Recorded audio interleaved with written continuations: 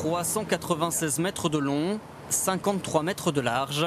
Voici le Jules Verne, le plus gros porte-conteneurs du monde.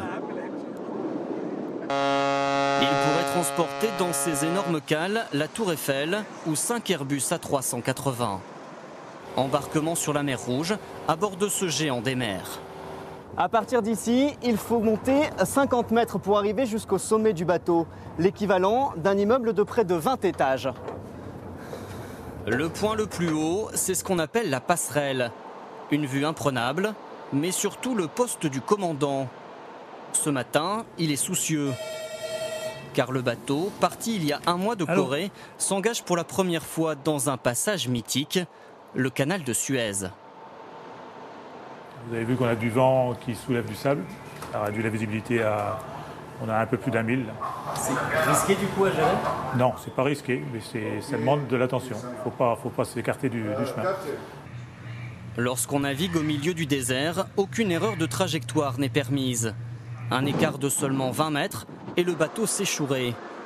Un danger permanent pour ce navire qui a besoin de 3 km pour s'arrêter. Et l'équipage est d'autant plus prudent que l'enjeu économique est énorme. Le bateau transporte environ un demi-milliard d'euros de marchandises. C'est principalement des biens manufacturés exportés d'Asie vers l'Europe.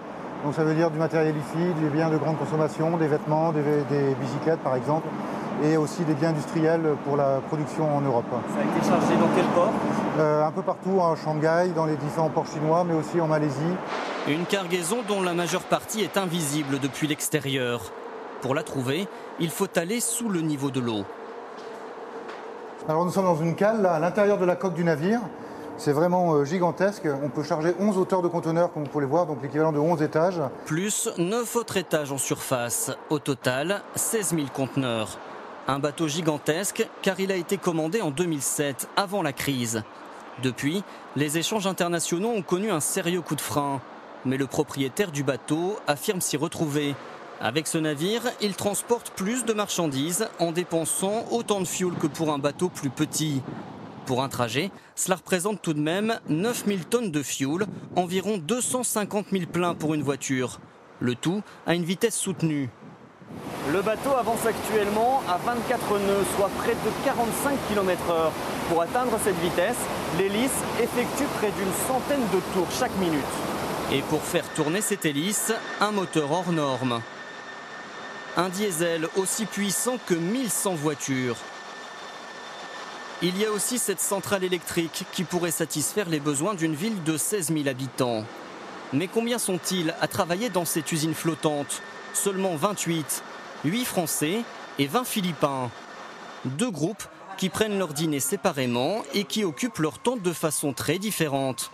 Les Français retournent vite dans leur cabine. Avec la chambre à coucher, un peu plus d'affaires personnelles et une cabine de toilette.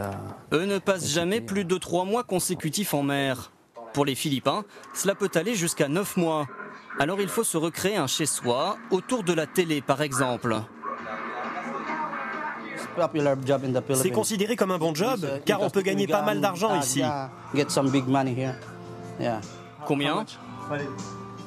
Ça peut aller jusqu'à 1 500 €. C'est beaucoup pour les Philippines, parce qu'1 euro chez nous, c'est déjà énorme.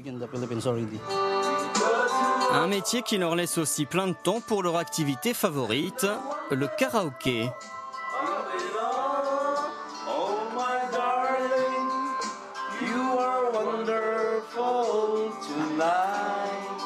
Le lendemain matin, l'escale suivante est en vue, Malte. Une douzaine d'heures pour décharger et recharger 1400 conteneurs. Le Jules Verne poursuivra ensuite sa route vers l'Europe du Nord avant de repartir vers l'Asie. Une rotation qu'il effectuera 4 fois par an.